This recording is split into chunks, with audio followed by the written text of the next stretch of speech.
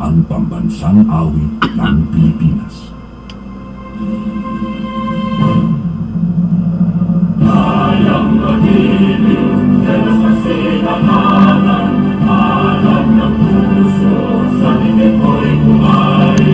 Lupang hinilang, kulang na ng magiting, sa manlulupin, di ka pasisipin, sa nalagang tugong sa simulan, sa langit ang wawaw, ay hinatang tulang, awit sa pagkakamit na mahal, ang isang ng manawag ko'y tagumpay na nagiging, ang ituwin na parang na kailan, ang ay magiging, lumanang araw na walaking magsinta, buhay langit sa piling ko, ang hindi kaya dapat ay hanapin, ang namatay ng dahil sa'yo.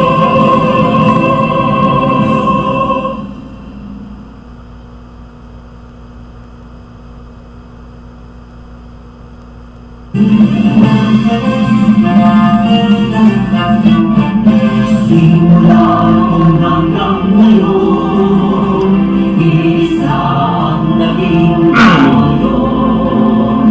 Magkaisa ang mamunod, nagiging ay marunong. Ngayon tayo mula sa unang nakaraan, niyamos ang mga hinaumalang. Ginagawa sa puso at paniniwala, ang ginhawa para sa kawakan. Magsamoy tagumpay, bunga ng pawis sa buwan buhay. Kapayapaan, katarungan, ay atin ang nakamtan. Alhamdulillah, alhamdulillah, pagpalain mo sa muro. Magsamoro, lagi kang mamahalin. Walang pinigil sa damdamin, mga pangako'y tutuparin. Habang buhay kami sa'yo'y magbabantay, mananatili sa puso't isipan. Ang lahat kong umimlay na nagbuwis ng buhay, nasa piling na ng may kapal. Magsamoy tagumpay, bunga ng pawis sa buwan buhay. Kapayapaan, katarungan, ay atin ang nakamtan. Alhamdulillah, alhamdulillah, pagpalain mo sa mundo.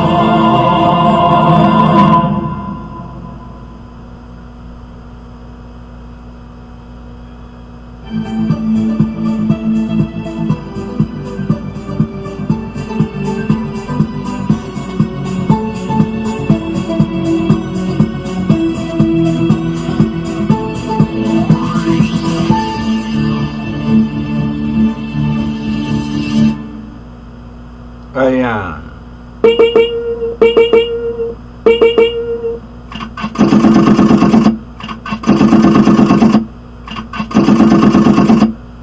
Female voice, male voice, lolly voice, monster voice. Ayan, time check, okay, time, check-in time, okay, time check, okay, 53 minutos pa pasado alas 6, okay, address po ng Mayo 2024, araw po ng Biyernes naman ngayon mga suki, mga kababayan na. Ayan, address. So may babatiin ako happy birthday Okay, sa araw ito mga suki, no? Okay, ika-66 anniversary po ng kanyang karawan, no? Ayan. Happy okay, birthday mga suki, no? Okay. And then, ano ang kanya? Unahin ko muna ito. Okay, ako po ay peace worker license mga suki, no? Okay, license number. Huwag na basahin, baka makuan pa, no? Okay, expire pa ito hanggang November 15. 15 ba? Hindi ko na mabasa, no? November 15, 2025, no? Nobyembre 15, 2025. Ayan, no? Okay. License peace worker mga suki, no? Okay, ng Bangsamoro government. Ayan. So, may karapatan ako engage sa negosyo po ng isda. Okay, kaya nga itong Mindep Global Food Lines, meron ako pinost dyan yun sana mga expansion mga suki mga kababayan, no? So lisensyado ako ng itong sa BAM government, no? Okay, ng magtinda po ng isda mga suki mga kababayan, no? Ayan. Okay, tapos na tayo mag-time check. Gawin natin ay papasok sa formal na programa. Okay, consolidated news. Dito lang po sa application ng ADLSN TV News Online Corporation. Okay, sa programa regular, pangumaga. Okay, halo-halo special opinion balita at iba pa. Kasama po kakambal po serbisyo publiko tinig ng mamamayan at sa kaugnayan sa mamamayan, no? Okay, magandang umaga. Good morning sa inyo lahat. Okay, assalamualaikum warahmatullahi ta'ala sa mga minority. Ayan.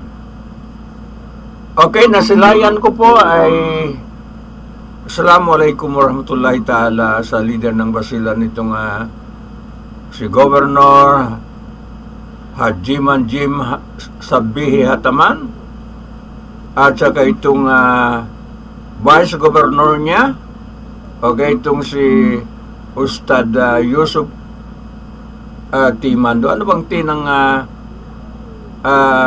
wakit lagi ko nabanggit si Mando, no? Okay, Ustad Yusuf Alano mga suki, no? Vice Governor kasalukuyan po ng probinsya ng Basilan, no? Kasama po ang kanyang Unico Iho. Okay, itong si Attorney Gmail, no? Gmail J. Ano bang ginamit niya? Datumanong o Salam. Okay. Saliman mga suki, no? Okay, nasilayan natin, nakita natin sa Ronda de Basilan ay nanumpa po sa harapan mismo. Okay, Pangulo ng Republika ng Pilipinas, itong si President Marcos, Bongbong Marcos Jr., no? Okay, parang sa palasyo yun mga suki, mga kababayan, no? Okay, so ibig sabihin talagang handang-handa itong incumbent governor at saka vice governor at saka kanyang board member anak niya. Okay, sasabak po sa politika sa 2025. Okay, Mayo 8, 2025. Okay, itong team niya mga suki, no? Okay, kahanga-hanga, no? Yan ang mga gusto ko mga magkasama sa politika. Wala bang iwanan? Okay, itong itong si Jim Hataman at saka itong si kanyang vice. Okay, parehas po tapos ang term na. Okay, itong si Yusuf Alano bang okay, Alano mga suki, no? Hindi ko alam ang middle name po ni Yusuf Alano. So, yan po ang mga senyales. Okay, meron pagka-loyal po yung mga ganyan, no? Sa kanilang panindigan. Maganda tingnan, yung hindi ka pa iiwan sa iyong boss. Hindi parang paru-paro. Parang butterfly. O parang pag makaamoy ng simoy na mabango, okay, mahalimuyak, pupunta doon mga suki, mga kababayan, no? Pangit. Okay, sa politika yung palipat-lipat ka mga suki, mga kababayan, no? Yung tinatawag na turncotism. Talagang nabusit ako dyan po mga suki, mga kababayan. Maglipat-lipat ka ng pag may nakaamoy na opportunity ba? In short, for opportunidad. Okay, so anong partido ng ano ito, no? Okay, itong federal party, no? Okay. Ano ba yung PFP o Partido Federal ng Pilipinas, mga suki, no? Okay, so ayan. Okay, sa kasulukuyan panay po pa-out-taking po sa party itong Pangulong Marcos Jr. sa party, no? Administration party, Partido Federal ng Pilipinas, no? Ayan. So, okay, parang meron mga political exodus. Okay, mapupunta po mga suki sa ganun mga style, no? Okay, at saka itong si Kuan din, sinasabi ni Sara Duterte, tambaloslos. Okay, marami rin na magpuntahan po sa kanila lakas party naman, no? Okay. Pero hanga pa rin ako dito po sa partido ng demokratikong PDP na kasi, no? PDP. Okay. PDP. Yung party po hinahawakan po ng previous president itong si Tatay Digong, mga suki, no? Okay, yung mga loyal ay katulad nila Senador Bongo, Senator Bato de la Rosa, si Senator Tolentino, at saka si Senator Robin Padilla. Hindi po maghiwalay-hiwalay, no? Hanga din ako sa mga tao ganyan. Okay, hanga ako talaga pag mga tao loyal po sa kanilang party, mga suki, mga kababayan, no?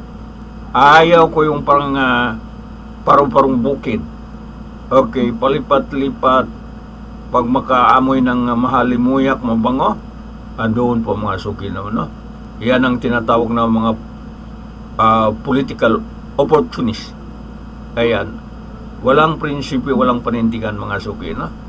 Ayan. So, ako pag papasok ko sa mga politika, ganun ang stand ko, mga suki. Hindi palipat-lipat, hindi. Okay?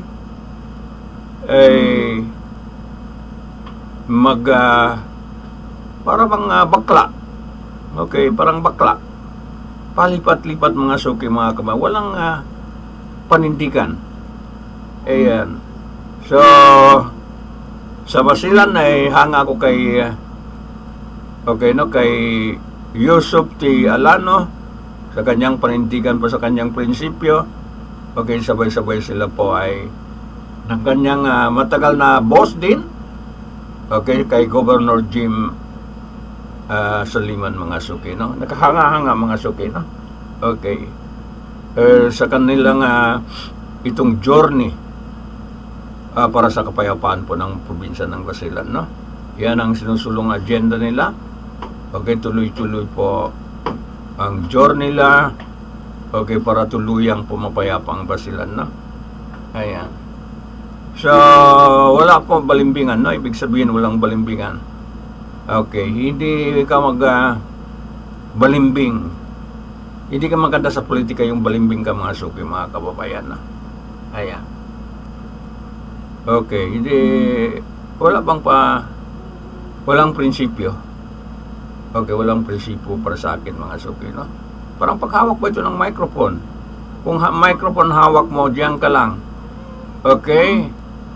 Hindi ka kaya, takutin, hiharas. Okay, hindi ka kaya lagayan ng pera, basta manindigan ka lang mga suki mga kababayan, no? Pag hindi ka tumatanggap ng lagay, kaya mag-microphone ka para, okay, hindi ka tumanggap ng lagay. Trabaho lang, public service lang sa mamamayan ang purpose mga suki, no?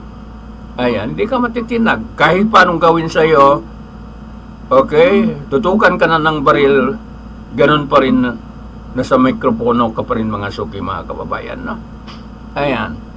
So, ganun po ang dapat style ng tao, no? Ako nga, sabi ko kung ako'y talagang patay na, matagal na patay po sa pananakot, no? Pero hindi po matinag mga suki. Matibay ang kanyang prinsipyo, ang kanyang panindigan.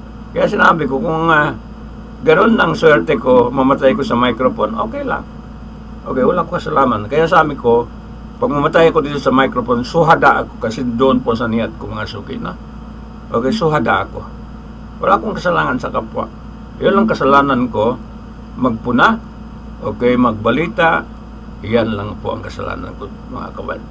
Pero yung, dahil meron pang hawakan pa yung freedom, okay, sa pagbalita, freedom of the press, freedom of opinion, maraming freedom po, ay huwag lang lalampas, no?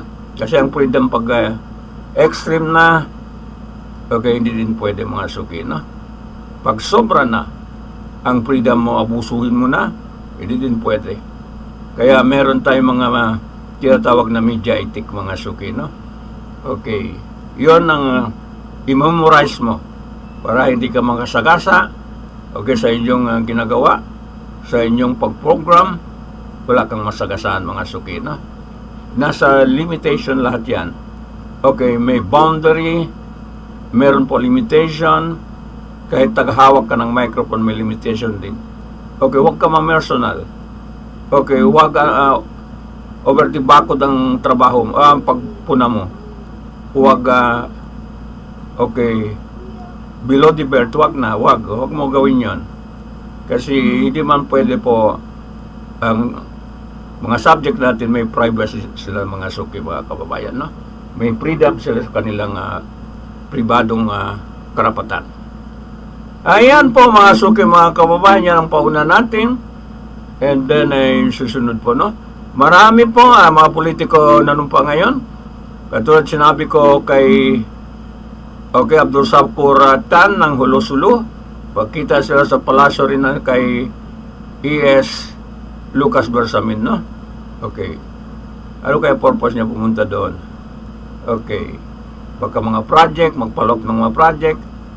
Okay, hindi natin alam po mga suki. Wala tayo roon. Basta nakita lang natin, okay, dito sa social media, and then si former Emergency Secretary, Minister, Attorney Nagib Sinarimo doon naman kay Speaker Martin Romualdez na numpa rin mga suki sa lakas. Okay, sa kanyang party mga suki, no? And then sa kampo naman ni Tatay Digong, ganoon din. Okay. So, kalayaan yan lahat, na.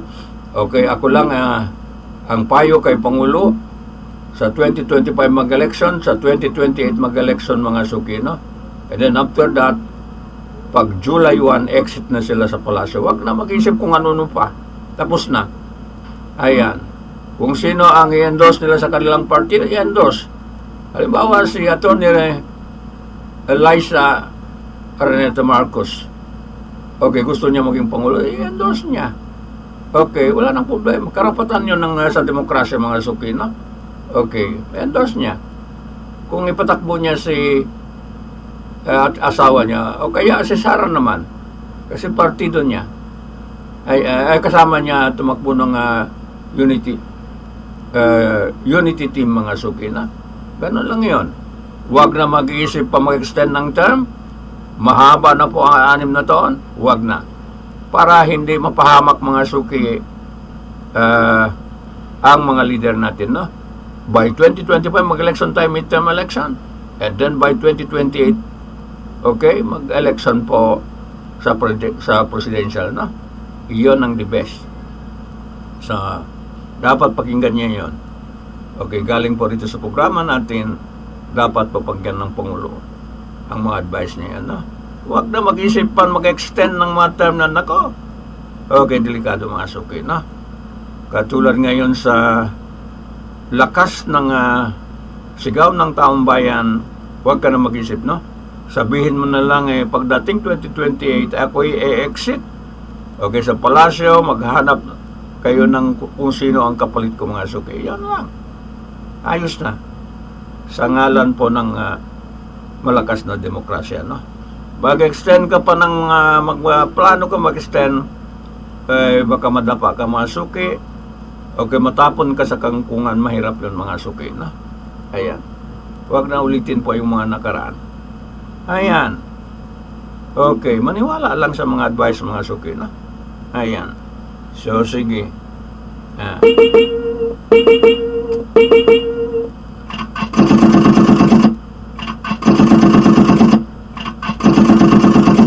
Female voice, male voice, lolly voice.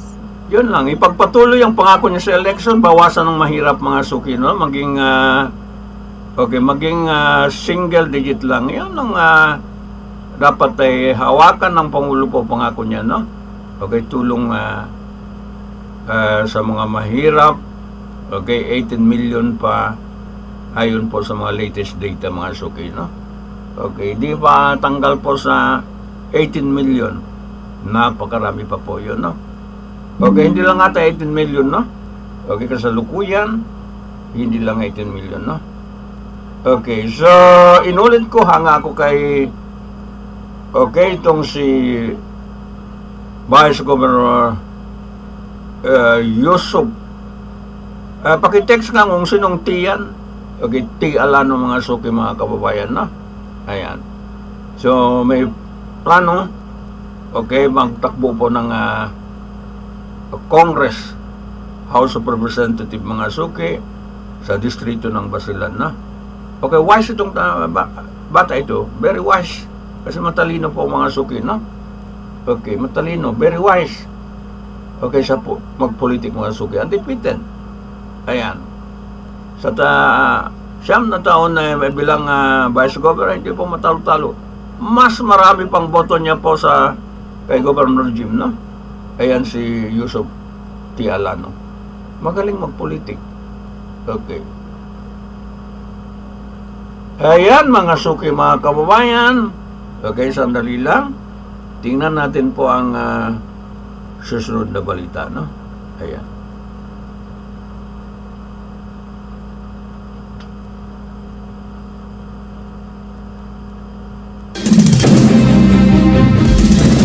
Ang Bureau Administration ng balita at iba ay tumatalakay sa may subang kasalukuyan at nakaraman.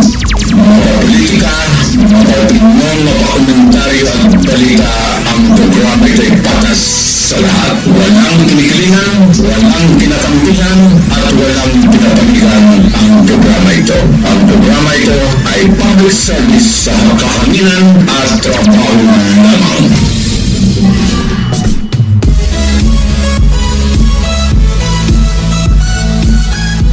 Okay, ang parindigan po niyong abang lingkod ay zero tolerance sa non-corruption mga suki, no? Non-graft and corruption. Okay, matagal na panindigan natin mga suki, no? Kaya sabi ko, kung dalahin nyo lang ako mag-invite sa akin and then mag-corrupt lang, wag na lang mga suki, no? Okay, dito na lang ako sa himpilan. Okay, wala pa ko problema mga suki, no? Ayan. Kaya sabi ko, check nyo kung meron ko transaction sa government mga suki, no? Pag-check. Kung humingi ba itong programa na mga, okay, mga, meron mga butcher, okay, sa pamahalaan, i-check nyo. Time po pa ni Tatay Digong hanggang ngayon. Okay, nakatikim lang ko kay Tatay Digong, yung, okay, bigay po ni Martin Anda na pagbili ng equipment mo. Luma na, no? Ito dapat na palitan ito. Palitan na ito.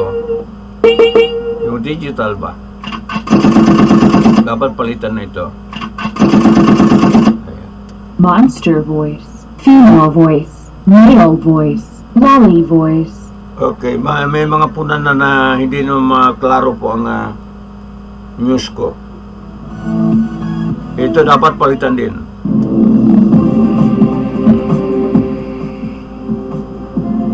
Kung baga sa old age, mga 14 years na itong Suki, no?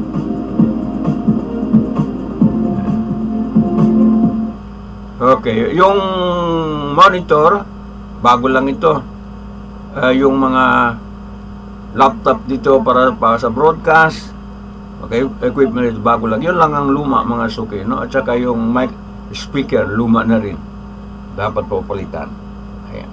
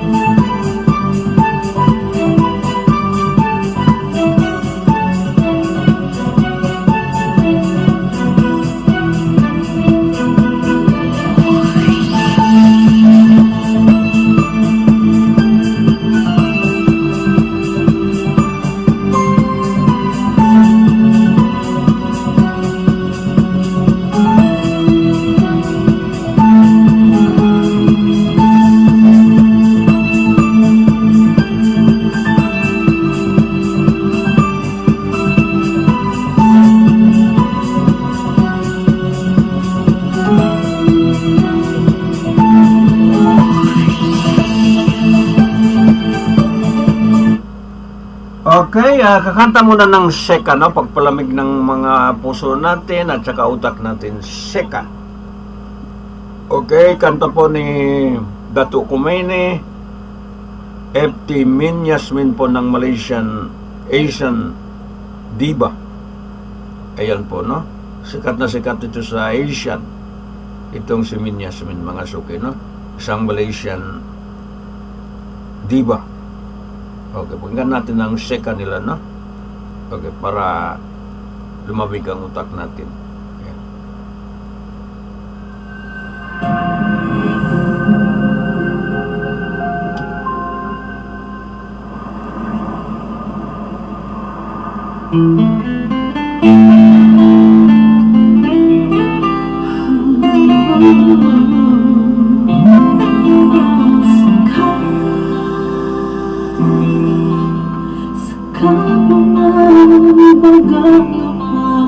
Sa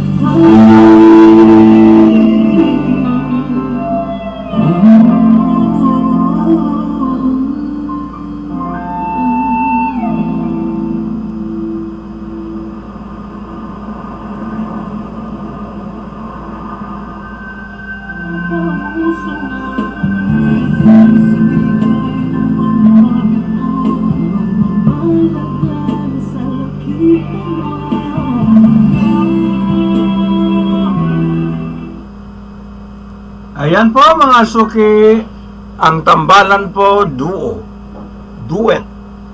Okay, ni Dato Kumaini ng Bangsamoro, okay, pop star, at saka itong si Minyas Pin po ng Asian Diva Pamalisan Singer. Okay.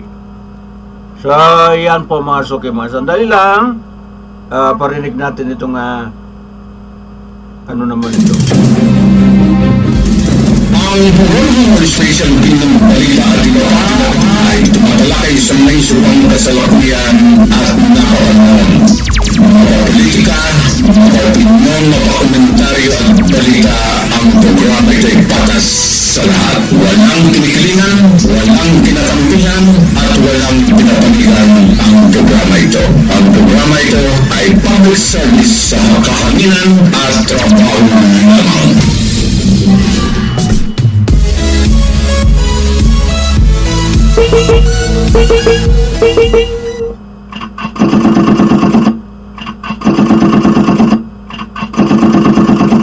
Monster voice, female voice, male voice, lolly voice.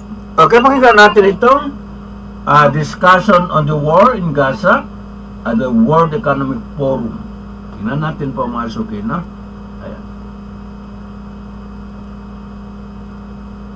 Again, I think in my analysis, the situation is more complicated because of the internal political setup in both sides.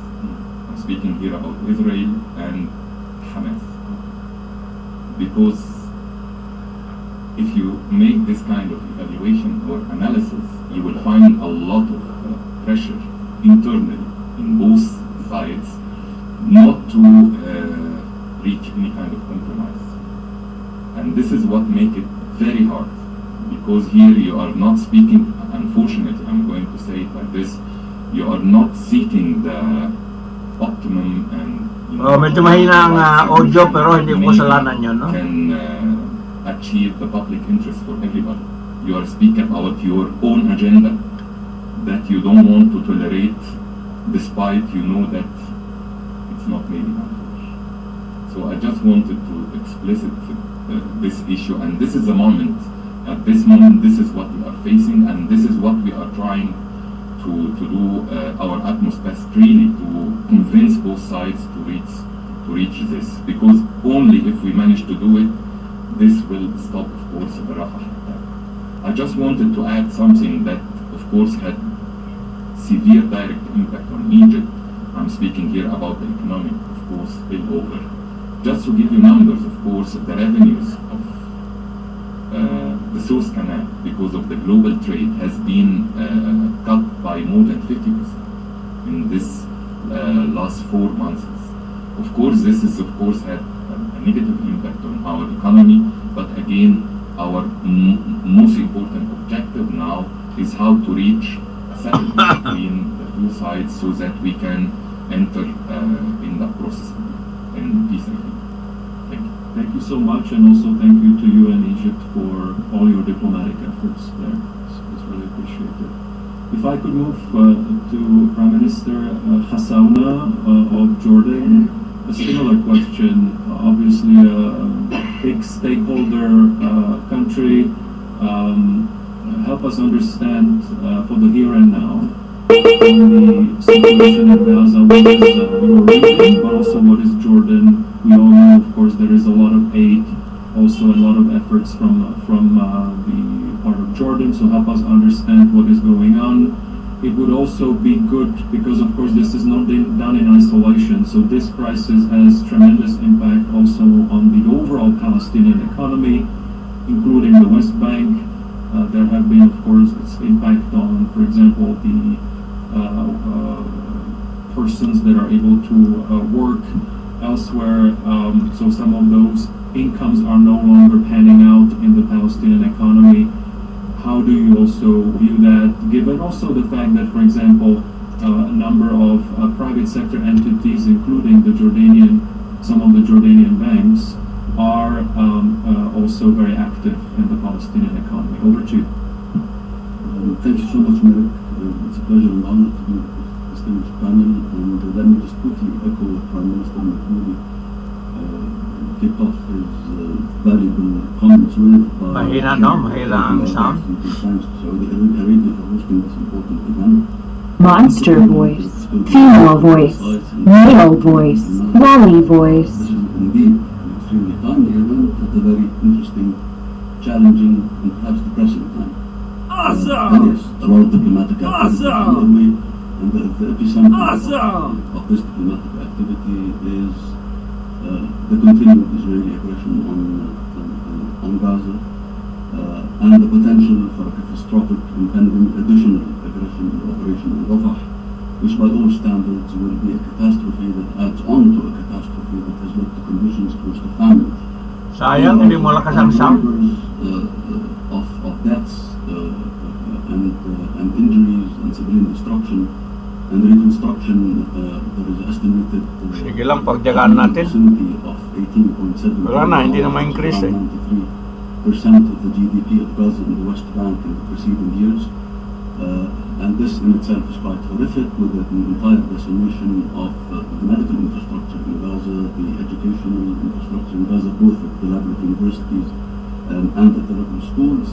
The fact that today we have around 180 women in Gaza daily giving birth in the midst of rubble, and an estimation by a lot of UN and humanitarian agencies that 1.1 million children require psychological treatment and assistance and help as a result of the wreckage that we have seen and as a result of the trauma that they have been witnessing. On the Arab side, really, the Arab side moved quickly post October 7 to reiterate what is an unequivocal Arab position in fundamentally rejecting the targeting of civilians wherever they are and whoever they might be. And this is a long-standing Arab intervening position. What followed and what ensued is quite catastrophic, and fundamentally it does tick the box, regrettably, of each and every definition that me, as a student in law throughout my educational career, it ticks the boxes of war crimes, great breaches, violations of international humanitarian law, and a whole range of international humanitarian legal literature and principles and standards that had it been not for the protection that is accorded partially and that's luckily perhaps now diminishing, it's simply and easily just shameful. And this problem did not begin on this October. This entire problem and catastrophe is really the product of 70 years of continued Israeli occupation and rejection to recognize the inalienable rights of the Palestinians to achieve their globally, internationally recognized aspirations, and chiefly among them their right to self-determination and to the establishment of their territorial contiguous independent Palestinian state that lives side by side in peace and prosperity and security with Israel on the 1967 borders with East Jerusalem as its capital, as a requisite that fundamentally would also strengthen Israel's security, regional stability, and regional prosperity, and the prospects for regional integration and for unleashing the potential of this region, which is quite vast and which has consistently been bolted and held back as a result of the continuation of what is at the core of the broader Arab-Israeli discourse, which is the Palestinian-Israeli conflict and the non-realization of the Palestinian national aspirations, and namely the independent Palestinian state in the context of the two-state solution, which is a solution, the only solution, that the world seemingly does actually recognize, with the exception of the current movers and shakers in the Israeli political spectrum, regrettably. And the problem is that, again, our Israeli friends, or some of them, seem to continue to succumb to the notion of repeating the insanity of trying the same thing again and expecting different results, which is not engaging seriously in a political horizon that would fundamentally take us to crossing the finish line in the context of realizing the two-state solution, and working to systematically weaken a Palestinian partner in the context of the defined legitimate Palestinian sole representative, which is the PLO and the PA, and undermining the PA and the PLO systematically and the work and the function of the PLA by withholding taxes, by investing in the schism that existed between Gaza and between the West Bank, which are the two integral components of a potential Palestinian state, and not empowering the PLO, the PA, to be able to be a partner that can end that schism and that can be fundamentally the partner that can bring closure to the long-standing Palestinian-Israeli conflict and the broader Arab-Israeli conflict. We seem to be falling in the trap fundamentally of following the agenda of narrow-minded politicians and political calculus, frankly speaking, and it is quite catastrophic. Because today it is about the political calculus of some politicians in Israel at the expense of frankly, the security of Israelis, the safety of Israelis, the safety of Jordanians, Egyptians, Saudis, Arabs, and all in our region and beyond the region into really peace and security. And we have seen the skirmishes between Iran and Israel a couple of weeks ago, which again, they were averted from a full-blown regional escalation that we have consistently been warning from in the event that this madness and this assault on Gaza and aggression on Gaza continues. And that threat again continues. Today, the Rafah operation would be catastrophic. The world should unite to bring about a sustained ceasefire and ensures the continuous and sustained flow of humanitarian assistance and goods into Gaza. We have assumed the leading role in Jordan early on, 4 months ago, in streamlining the efforts aimed at achieving headway with making humanitarian aid and assistance reach Gaza when the King hosted a meeting with different humanitarian agencies in Amman. We were pioneering in fundamentally introducing the innovative aspect of airdrops for humanitarian assistance, realizing that this is not sufficient, and we have basically mobilized continuously to attempt and try to generate sufficient leverage and pressure to ensure the opening of all border crossings, to allow the crossing of goods that are needed, because nothing compensates for a continuous, sustained, uninterrupted land bridge. And we are now continuing to basically push again for Israel to enable the UN personnel in Gaza to conduct the necessary distributions. This is, as Sigrid correctly pointed, this is not about counting trucks, although counting trucks is important. What used to enter to Gaza before October 7th used to be 500 trucks under normal conditions of siege, but not of aggression and decimated infrastructure and human rights violations and the lack of the basic requisites of life and being on the brink of famine for the Palestinians. Today we have an average of 320 trucks that basically are going in theoretically, but in practical terms we really don't know whether there is an effective, efficient and safe distribution system. The only distribution system that can work, that can be efficient, is that is associated with the UN system, with the UN personnel, with the different UN agencies and organizations operating in Gaza. And that's why Israel has to really enable the UN system to function and work to ensure the sustained and sustainable flow of the goods that are carried on those trucks. And the estimate is that this sustained, uninterrupted flow will have to be in the vicinity of probably double the original number, the 500 trucks, and for many, many months to come, so that it can meet the basic requisites of the humanitarian catastrophe that we see in Gaza today. Today, some of the Israeli politicians are basically taking this in the direction of focusing only on having an operation in Rafah or not having an operation in Rafah.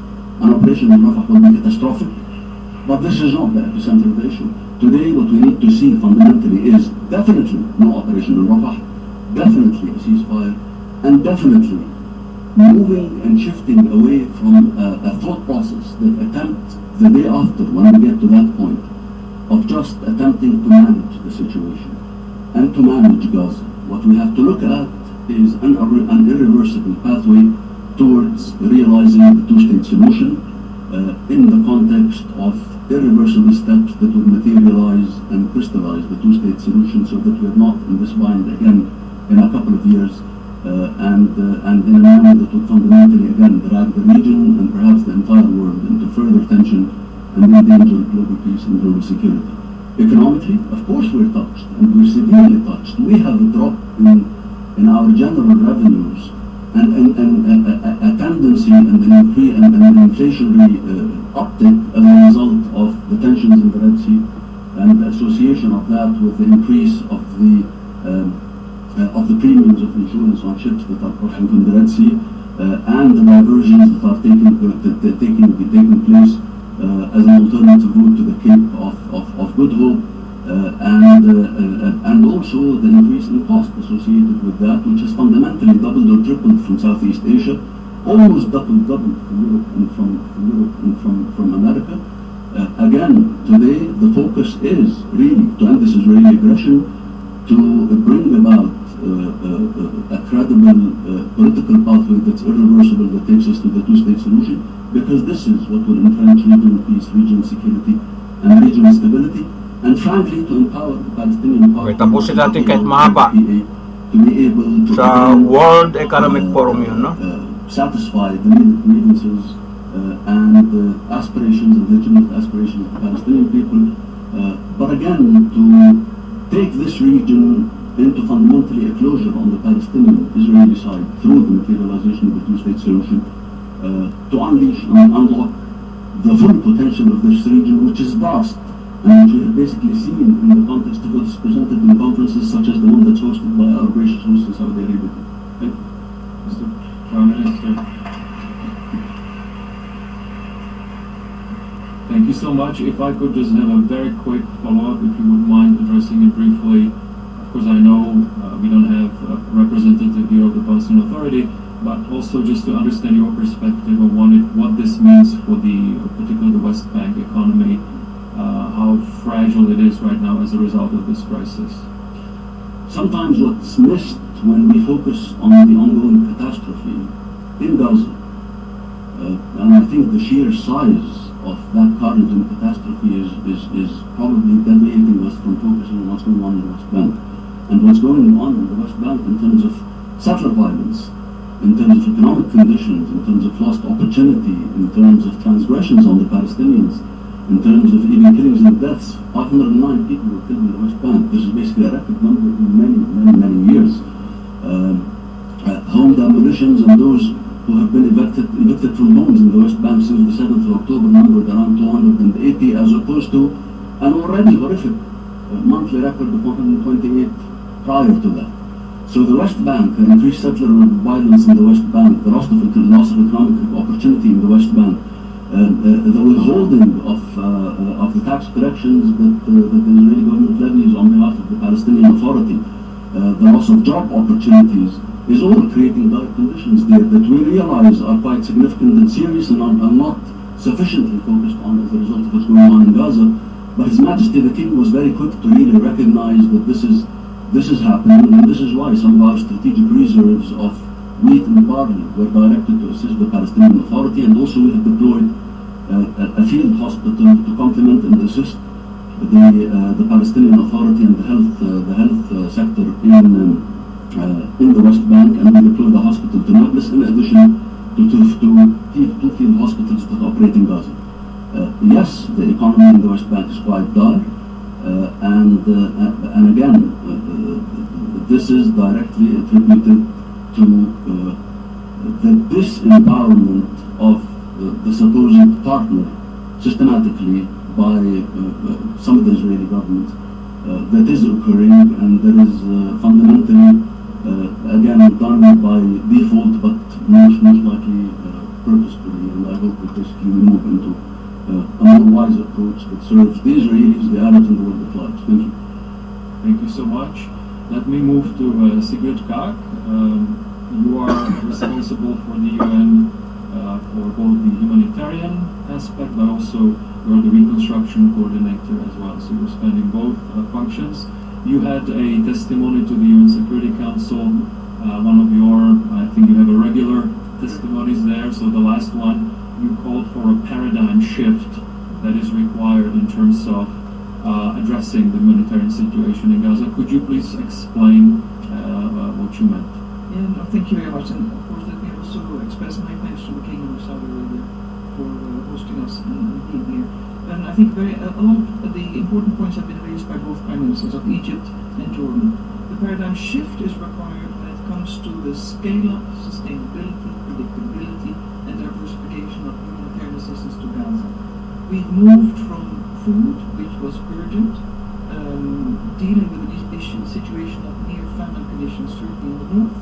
People, the majority or almost all citizens in Gaza, Palestinians, being food insecure, to now having some supplies in. The Israeli government has responded to pressures and requirements and asks also by the UN in the adoption of a number of measures on 5th of April.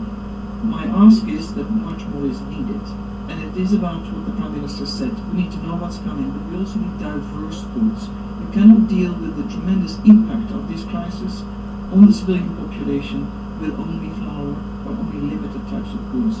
People need to have healthy produce, they need to have medication, they need to have access to treatment. Given the scale of destruction and the inability to reach, but also the level and the impact of the crisis on the civilian population, we're calling for this paradigm shift, and that's measurable. So we're not counting trucks, we're seeing what gets distributed and which types of assistance reaches people. That's quite a complex exercise because the ability to distribute in Gaza is still encountering a number of obstacles. Some practical, road repairs, where a tank can go, a truck cannot go. The behavior at checkpoints needs to alter. We need effective deconfliction.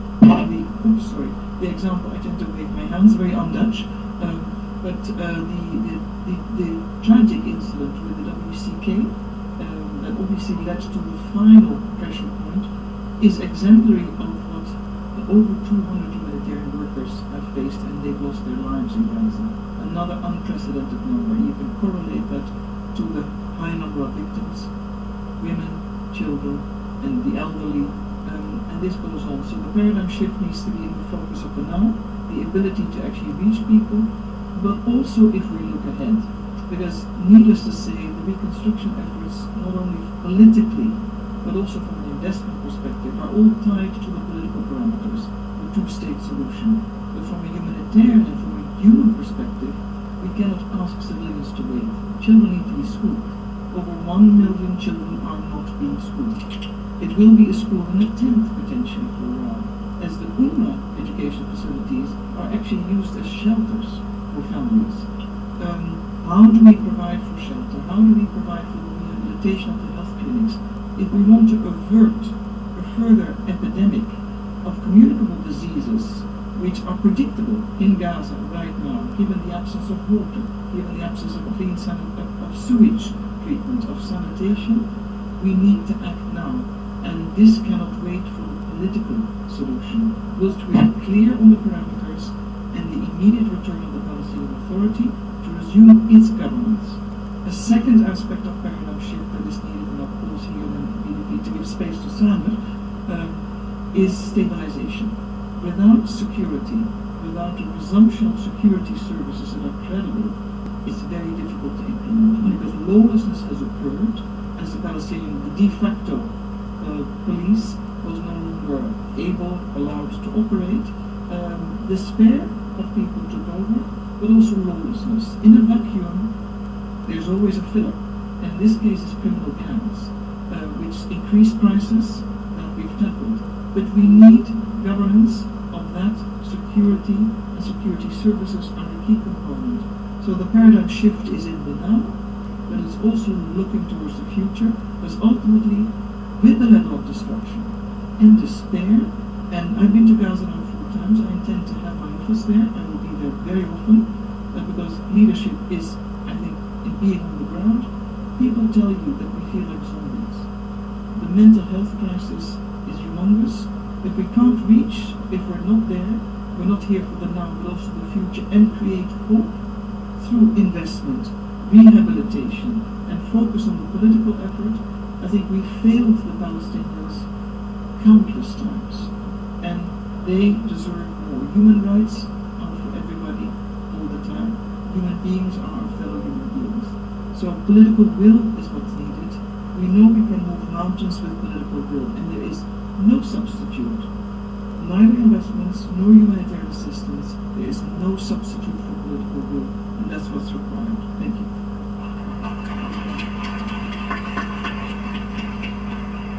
No Thank you so substitution much, daw. Ms. Gag.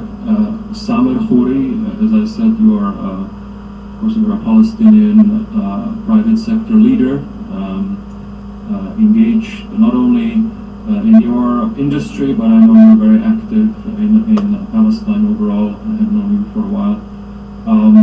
Now, what more can be done in this current situation? And I know, and Ms. Gag, I think you've outlined some of the things, but also from a private sector perspective, I know you have some ideas. What more can be done in this situation? First, I'll start for all of us around this room to pray for the people who lost their lives from both sides. And another point, we pray for the politicians worldwide to stop this massacre, because we all can stop. I'm going to touch on water, energy, hospital with specific acts from the private sector. The water, to give everybody's perspective, 80% of the water in Gaza before was coming from local aquifers, 300 wells. The private sector is willing to upgrade that. What we simply need in Israel to allow us to access and import certain materials that we're not allowed to import. Second point, diesel. We all know there's very limited amount of diesel that goes into Gaza. That's one matter. Energy. Gaza used to have 400. Okay, ang plano nila i-rehab mga suki, mga kababayan, yung damage, yung collateral damage mo dyan sa Gaza Strip, no? 60. Yan ang pinagplanuhan nila. Allow us to use bring back the 60. That's an immediate 60. And I was After dinurog-durog, sinira lahat, and then to get back the 50. i-rehab naman ulit mga suki, no? That's 100 megawatt. Reconstruction. Weeks, not months. Grabe ang daigdig, no? Healthcare. Only 8 out of the 40 hospitals. We are willing as private sector to partner with governments. Let's choose 10 hospitals, north, south, and but the most important thing, Israel to allow us to import both the staff and the machinery. So these are specific practical ideas. I hope through your good offices and your good office we can make task force work. If I may just add a number of indeed the very specific proposals and requirements, I would say, Samuel has outlined, we are definitely in discussion and in negotiation on that, because nothing will function without it. And indeed, when you look at the future, the so-called discussion on dual use will not allow for reconstruction. It needs to be restarted. We need everything to be allowed that is part of making Gaza livable again, and have prospects for the future as part of the one state, which is Palestine in this case. Part of the two-state solution, but the one state part, which is Palestine. So really using this moment also to think about the future in these efforts. Just to also share, we have had, of course, some pre-discussions also with other members of the Palestinian community here, and just to say also, for example, we know there is about 80,000 university students in Gaza right now that are unable to go to lectures, and so of course, and I have also seen that there are many initiatives that are trying to connect them to other university institutions in the region or elsewhere for them to be able to continue at least online. Also maybe not known as much into the general public, but there is tremendous high-tech talent among the Palestinians. Actually, Gaza has amazing high-tech talent, should be more widely known. And so, of course, also how are we tapping that talent and those professionals that may be either in Gaza or elsewhere? And how is industry and other institutions, are we innovative enough to reach out to those professionals and actually enable them not only to contribute to the economic life, but also, of course, make a living in this situation. So just to further on that. If I could, I did say that we would like to also touch upon a little bit the diplomatic outlook. If I could then just finish with the two prime ministers. Obviously, and if we look at how, for example, Mr. Blinken's visit was announced here, there are very explicitly also efforts to say, okay, this needs to be part of a wider diplomatic framework. Saudi Arabia is also part of that. You represent two countries that have been in diplomatic relations with Israel for a long time, and have personally, I think, have a lot of experience with this. So how do you see this latest effort in terms of this new diplomatic framework with then Saudi Arabia being involved? And we all know the framework. I would like to start with Prime Minister of Jordan and then finish with Prime Minister Mahmoud. Thank you so much, Malik. From what even Sanders said and Sigrid Kaag, it all really hinges on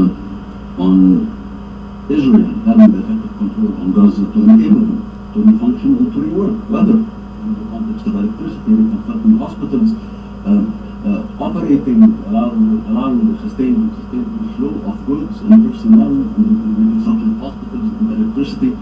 It really all hinges on Israel enabling those infrastructures to function, enabling the private sector to function. I need to just basically point to two things that are quite essential, and they're a cornerstone of fundamentally our policy in Jordan. We caution and continue to caution from Israel creating conditions that would fundamentally lead to either voluntary or forced transfer of population outside of Gaza and the West Bank in any direction outside Palestine, because this is basically something that will liquidate or aims at liquidating the Palestinian cause.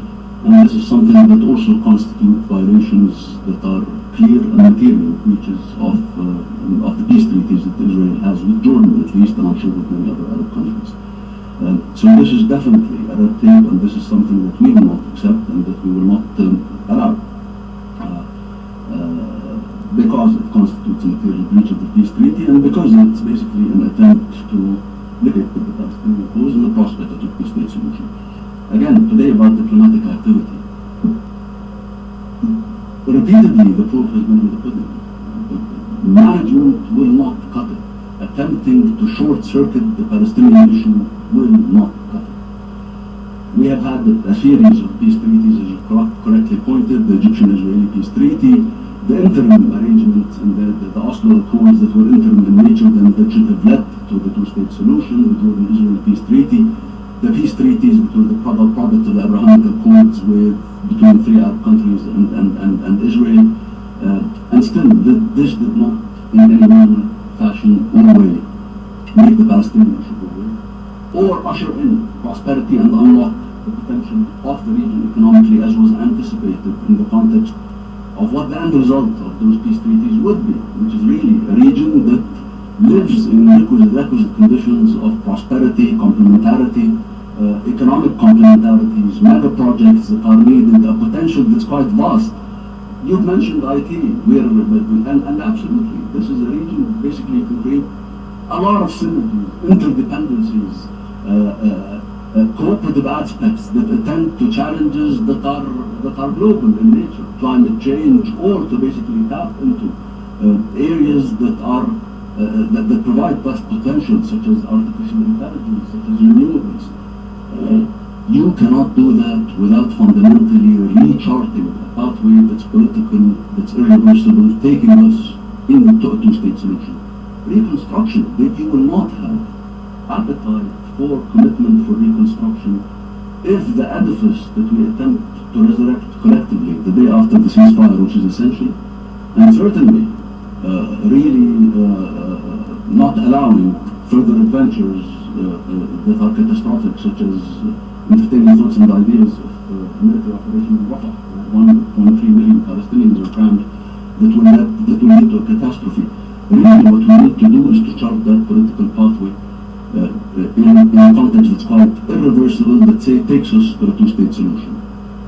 Everyone has a role to play, and the Saudis have been leading since 2002 in Britain embracing the Arab Peace Initiative, which fundamentally offers Israel comprehensive peace with all the Arab countries, and this was endorsed subsequently also by the Organization of Islamic States, and it offers Israel peace and cooperation with 57 Islamic states in return for peace and for the establishment of a Palestinian state in the context of a two-state solution that will also ensure undertakings by Arabs and by Muslims to satisfy all the legitimate security concerns that are real that the Israelis have, and that we would be willing partners to entertain and to attempt to and to secure, as we secure the collective security of our citizens and those of that of the region and the global security at large. Thank you. Thank you, Mr. Prime Minister. And let me close this session with the perspective from the Prime Minister of Egypt on the diplomatic framework. Can we use this moment to finally get on a more sustainable diplomatic path to peace? I don't want to repeat what my brother here, Mr. Bishop Sona, has mentioned, but I would like to state very clear statement. In 1948, the whole world has gathered to recognize the right of Israel to exist. At that time, the resolution mentioned there must be two states. I think it is now, not tomorrow, that the whole world should gather to recognize the right of Palestinians to have their own state. This is something against all what we have learned or heard from the West about human rights, about basic needs, about democracy, about anything that you were raising and adapting and pushing us to adapt in our regions. So it is now or never. I'm speaking seriously. If you could imagine that postponing this decree or this recognition will solve it or will be pro-Israel interest, you are totally wrong. It will be against the future of Israel itself. You can never imagine what could happen in the future. You are speaking about a nation, a Palestinian nation, that has been raised for 75 years under aggression, occupation, lacking all kind of basic rights to exist on their original land. So without having their own right, that in closed door everybody recognizes it. But when it comes to reality and to have a solid situation, everybody is refraining. So come on. I think it's now the time for the world, if you would like really to have a serious solution in the region, because you can never imagine what could be the escalation in a couple of years of such kind of conflict. We have seen a prova, or what you can call it, between Iran and Israel in a couple of days. So what will be the situation for the whole world if a regional war will start? If you can imagine that you are far, you are in a very elusive situation. Everybody will be affected. So I think again, it is today that we all together, we have to push for the two states solution, and then all kind of reconstruction and all kind of humanitarian aid, it will. Thank you very much. Thank you. Mr. Prime Minister, Madam Disclsimers, thank you so much for helping us shed light on what is happening right now in Gaza, but also for your strong contribution in terms of what is the horizon going forward. Thank you so much. Thank you. Thank you.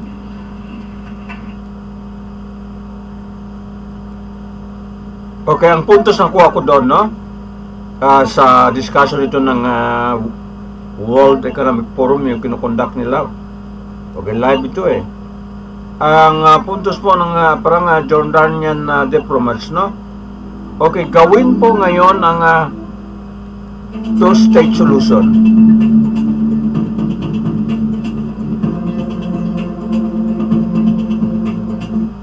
Gagawin po ngayon ang two-state solution. Paunahin yon po ang pinakapuntos, no?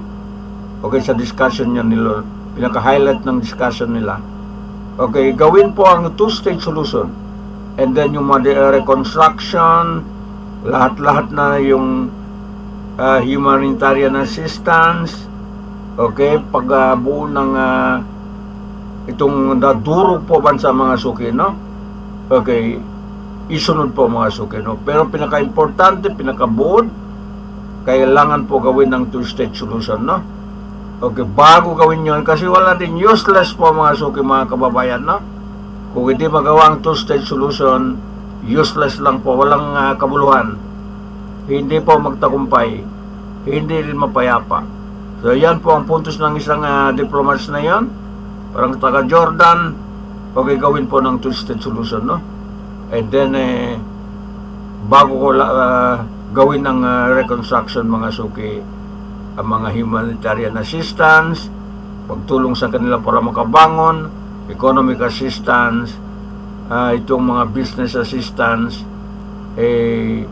gawin mo na po yung two-state solution. Kasi kung hindi rin ganon, okay, sabi niya, useless lang mga suki, okay, ang gulo walang katapusan mga suki, no?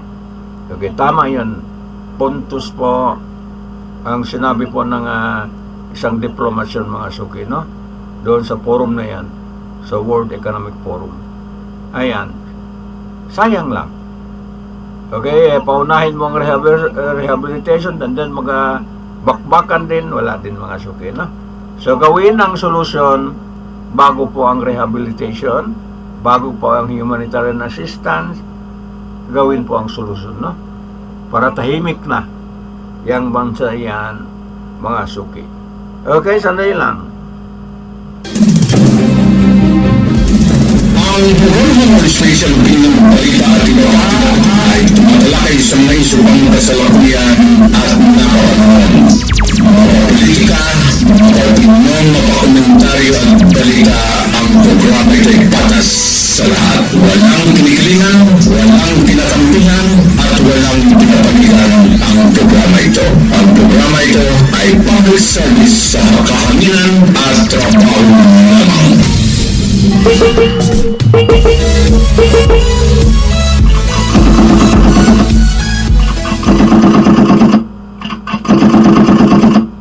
Monster voice, female voice, male voice, lolly voice. Okay, pangamba po ng Israeli mga official, fear of ICC prosecution, no? Pakinggan natin ito. Last na ito. Okay, overtime na rin. Okay, kahit nakalahati lang mga suki mga kababayan, no? Ayan. Al Jazeera Podcasts.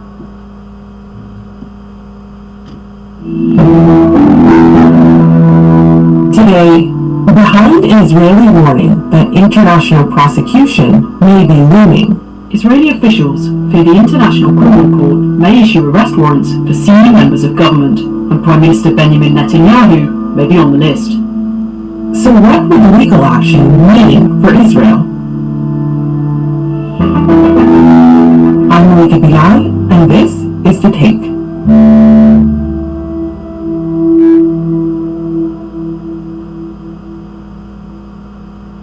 Al Jazeera's Hamda Sayhout is on the ground in Tel Aviv. She's been following these recent warnings suggesting that International Criminal Court arrest warrants might be in the works for some of Israel's most senior leaders. Israeli officials have been speaking about this at length, including Israel's Foreign Minister Israel Katz and the Israeli Prime Minister Benjamin Netanyahu. No ICC action will impact Israel's ironclad determination to achieve the goals of our war with Hamas terrorists. We will destroy Hamas's military and governing capabilities in Gaza. We will release all our hostages, and we will ensure that Gaza never poses a threat to Israel again. Now, the Israeli Prime Minister has said that this would, quote, be an outrage of historical proportions, saying that the International Court is trying to put Israel on the dock as Israel continues its war on Gaza. We reached out to an international law expert to help us learn more about ICC prosecution and its impact on Israel. Hi, I'm Mark Kirsten. I'm an assistant professor of criminology and criminal justice at the University of the Fraser Valley. My work focuses on human rights law and the prosecution of international crimes, so war crimes, crimes against humanity, and genocide. Which is why we have you here. So, talk to me about what that looks like for you when you get a breaking news alert on your phone and it says something like, Israeli officials warn of potential warrants. It's about time. You know, I'm not new to this game. I've been working in this field and studying this field for a long time. Israel and Palestine isn't the only situation where people like me, in particular, victims and survivors and advocates, are a little bit impatient for something to finally happen on the justice and accountability front. I'm one of those people who believes that this conflict continues to happen because there's such a massive denial of accountability and a production of shame constantly against civilians on all sides of this conflict. For me, it's about time. And when people like, Prime Minister Benjamin Netanyahu are worried, I think we're doing the right thing. So we know that the ICC has been investigating possible crimes in the Gaza Strip and the West Bank since 2021. And we now know that Israeli officials are concerned. But to understand why that matters, we have to start with who is and who isn't in the ICC. Palestine is a member of the ICC. Israel is not, and doesn't recognize the court's jurisdiction. So what difference does this make? Yeah, such an important question, and I know that sometimes it can get kind of lost in the legal mumbo-jumbo, but I think there is a relatively simple way to understand this. So, first of all, for the purposes of the International Criminal Court, it doesn't really matter how many states recognize Palestinian statehood. We know now that across the world, 142 do, and then there's those that don't, primarily Europe, the country that I'm in right now, Canada, United States. But for the International Criminal Court, all that really matters is that the ICC itself recognizes that Palestine is a state for the purposes of the International Criminal Court, which, as you rightly mentioned, means it can investigate on the territory that is Palestine. Now, you also noted that the ICC has been investigating since 2021. It opened its investigation in 2019, but what it had to do then, the prosecutor at the time, is basically figure out what is Palestine, right? Because there's been questions for decades as to what exactly Palestine is. Where does Palestine stop? Where does it end? Which parts are Palestinian? Which parts are not Palestinian? And the judges came back in 2021 and basically said, look, we believe that Palestine as a state for the International Criminal Court is made up of Gaza and the West Bank, including East Jerusalem. So that means that despite the fact that Israeli officials and the IDF, etc., are citizens of a state, Israel, that is not a member state of the ICC can investigate and prosecute those crimes because they're happening on the state of Palestine. It also means that any citizen of Palestine can be investigated by the ICC, which is important for October 7th, because it's very likely that the ICC prosecutor will issue arrest warrants in the coming days or weeks for Hamas perpetrators whose atrocities were committed in Israel, which again is the territory of a state that is not party to the ICC. But because they're Palestinian, the ICC can exercise their jurisdiction. An easier way perhaps to kind of figure this out is, look, we're having this conversation on Israel-Palestine for political reasons, but no one doubts that when Russia invaded Ukraine in 2022, that it was somehow wrong for the ICC to investigate Vladimir Putin, even though Vladimir Putin is the president of a country that is not a member state of the ICC. The International Criminal Court in The Hague has issued an arrest warrant for Russian President Vladimir Putin. In a statement, the ICC said the warrant is in connection with allegations of war crimes in Ukraine. It would make no sense if states could join the ICC, but then citizens of other countries could come in and commit atrocities, and the ICC would be like, oh, well, we can't actually do anything about this. We can only investigate those who accepted the jurisdiction. Well, that doesn't protect anyone. Right.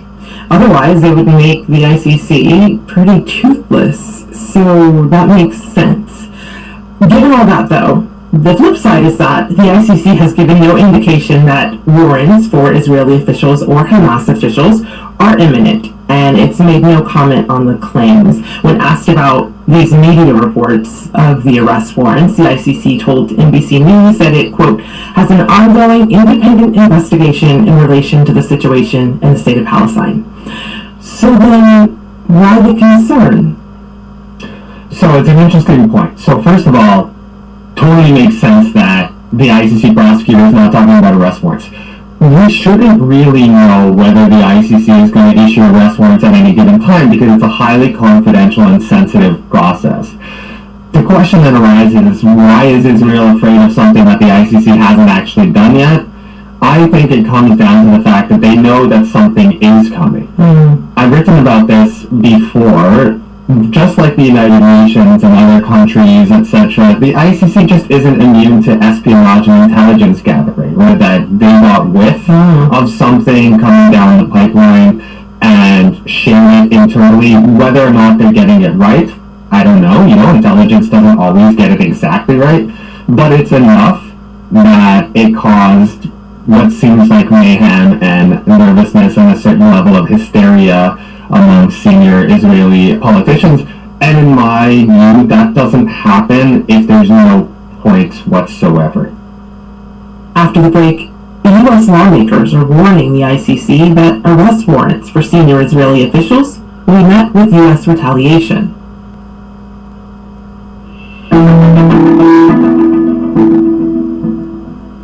So, Mark, we know that this isn't the beginning of the ICC's involvement in Israel-Palestine. It launched a probe 3 years ago, we mentioned, into possible war crimes committed by Israel and Palestinian fighters. And Israel's construction of illegal settlements in the occupied West Bank was also tied up in that. And there was fallout from that, eventually.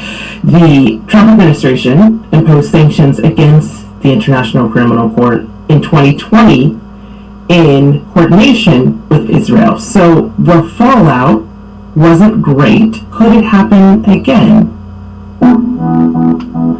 Okay, so the fallout wasn't great. But on the other hand, I think it did do something, which is if Donald Trump is going to have this massive hissy fit over the ICC's work abroad, if you have this massive, disproportionate reaction, it also does something important that I think is actually good, which it says the ICC is doing the right thing. Because if people like Donald Trump and Benjamin Netanyahu are worried about the ICC, that means that the ICC is doing its work without fear or favor from, politicians or states that would otherwise happily threaten it and interfere with it. And I think it's actually quite an important story to highlight that you're absolutely right. There was coordinated sanctions against the ICC prosecutor. There was various kinds of threats to the ICC prosecutor, and indeed, crazily enough, to their families from the United States. And the ICC is still investigating the situation in Palestine. So they stood their ground and they withstood that kind of political interference. Do I think that will happen again? Yes. I think if you look at Twitter and all the kind of Congress people and senators, both Democratic and Republican, again, they're making, very extreme claims about the ICC. There are suggestions that this would be a fatal blow to the ICC, so basically threatening the ICC with it, that it might not even exist if it continues to do this, that they'll sanction it. Behind the scenes, I think, are actually the more important threats. I know the ICC constantly on this situation faces threats from states, whether it's to pull funding or for states to, reduce their levels of cooperation and support of the ICC. It's a really big moment for the court because it's never really done anything on the scale. It is about time, but it's also a really tough thing to do, to go after the leaders of a state that have so much support. What I do hope, and what we haven't seen, unfortunately, I think so far, is we haven't seen states that do support the ICC and its investigation stand up and say, hey, if anybody's threatening the court right now, they should stop doing this. They don't have a right to interfere with the ICC. And I'd really like to see that, right? Hopefully they do that. Of course, whether they do that publicly matters. It also just simply also matters whether they're communicating that in private to the prosecutor, that they'll support and stand by whatever the prosecutor decides, and they don't have to like it. No one should like the fact that we're in a situation where arrest warrants are necessary right now.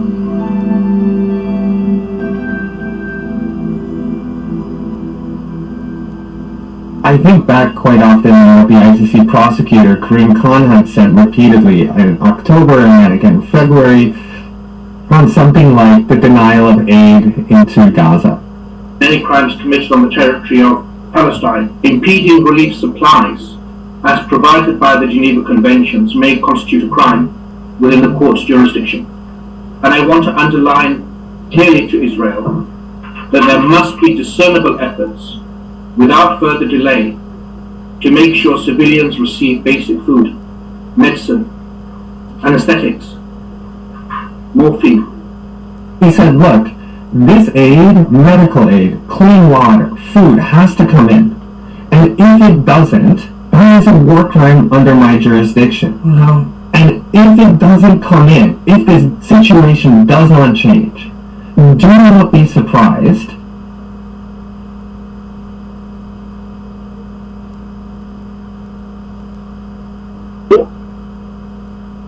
Hello po, good morning. Okay, tama naman po mga suki ang programa natin. Okay, palagay ko time na. Okay, overtime na masyado. Nakakonsumo na tayo ng 1 oras at saka 28 minutos mga kaibigan, no? So, tama na. Okay. Tama na po.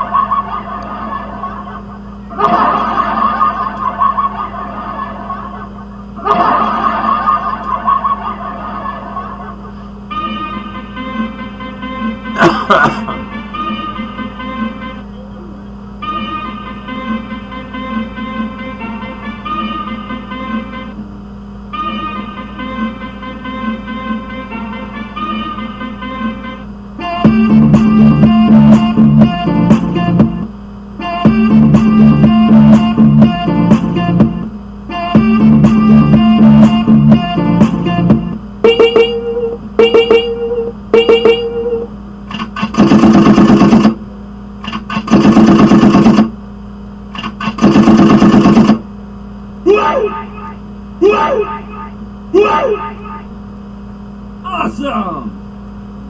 Awesome! Awesome! Okay, dito po nagtatapos ang balita natin sa umagang ito dito po sa Consolidated News Balita. Okay, sa application po ng ADLSN TV News Online Corporation sa programa po Halo-Halo Special, Opinion Balita at iba pa. Okay, kasama po sa Bisyo Publiko Tinig ng Mamamayan at saka ugnayan ng mamamayan, no? So, yan po ang kabuuan. Okay, balita natin sa umagang ito. Okay, kung malakas pa tayo mamayang hapon sa primetime news, bubalik tayo, no? So, yan.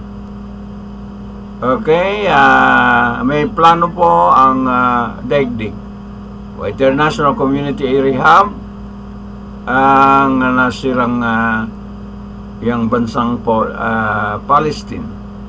Okay, pero ang mas mainam, sabi po ng isang diplomasyon, okay, ibigay muna po ang solution. Anong solution? Yung two-state solution.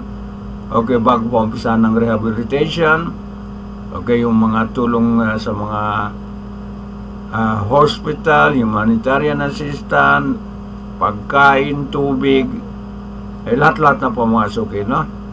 Okay, pang mga economic kapantulong, okay, public service, lahat-lahat na ayusin mo ng solusyon bago po ang pinakabod ng solusyon, pinakaproblema po ng solusyon na ayusin bago po isunod ang mga physical, okay, tulong po sa bansang yan mga suki, na. Ayan. Okay, politika pa rin. Okay, ang gumagalaw ngayon po sa lipunan natin mga suki, no? Okay. Sa national, sa regional, sa local, ganun na po ngayon ng ano. Kasi apikin na. Okay, Mayo na po ngayon. Okay, malapit na po mag-file ng Certificate of Candidacy, no? Ayan. So, hanggang dito ang balita. Wala tayong masamang tinapay sa mga balita natin. Okay, puro public service lang po sa kapwa, public service po sa bayan. Okay, ang trabaho natin, no? Okay, kahit boses lang, hindi na physical mga kwarta, ibigay ko sa inyo. Boses lang, ayos na po mga suki, no? Pag at least ay makatulong tayo po sa bayan natin sa pamamagitan ng balita, no? Public service sa kapwa.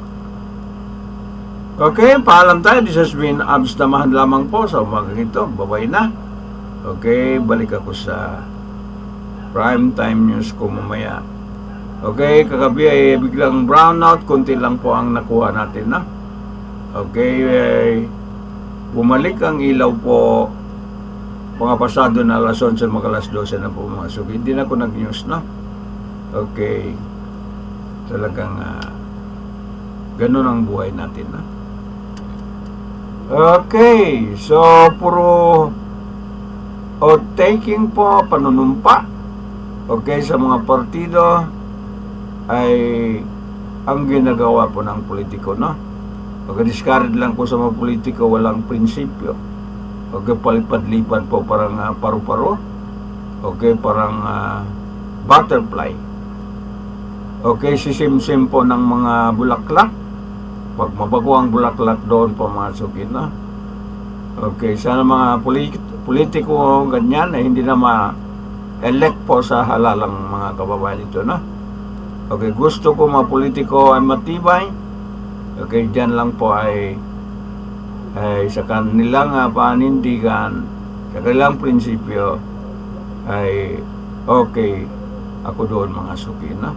Pero politiko palipat-lipat, parang excuse me, no? Parang puta. Okay, bikaka ng bikaka po pag okay, parang puta ba? Ayan. So ayan po ang balita natin sa umagang ito mga suki, ay parang burikat. Okay, maraming salamat pa. Pag-ibabalik ko mga hapon. Ayan.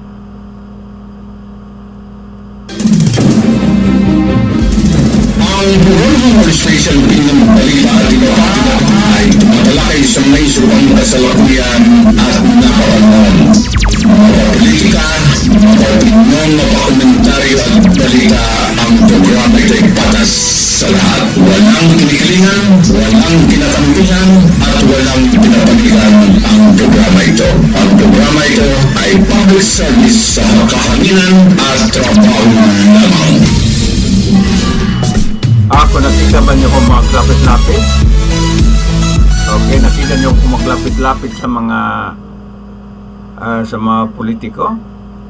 Hindi po mga suki, no? Manipis ang mukha natin, kaya hindi natin ginagawa yon mga suki, no? Okay, kung talagang ehlas magtulong sa programa, okay lang. Kung wala naman, okay rin. Ganun lang stand natin, no? Hindi tayo parang okay, magmakaawa. Okay, pupunta kung saan-saan. Hindi po ginagawa ng programa natin, no? Ng inyong abang lingkod. Hindi. Okay, huwag natin gawin po mga so, nakakahiya. Ayan, bakit ang buko Makati? Ayan. Oh, may sugat, oh. Sige po, mga suki, na? Okay. Yun na nga, parang burikat. Okay, basta time ng mga party-party na ganyan, ganun po ang mga politiko. Sige. Okay, meron pa ba? Wala na.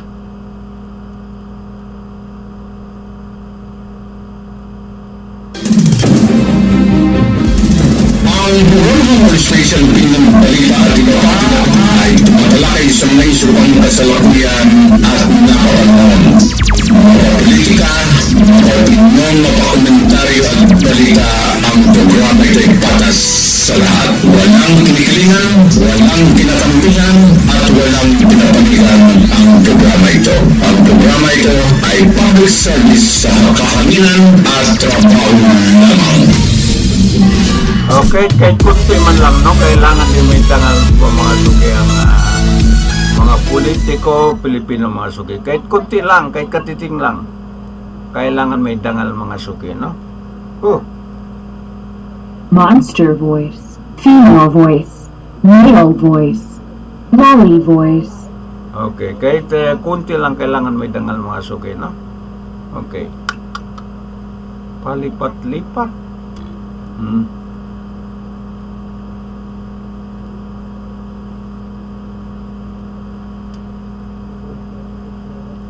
Talagang kuwan, no?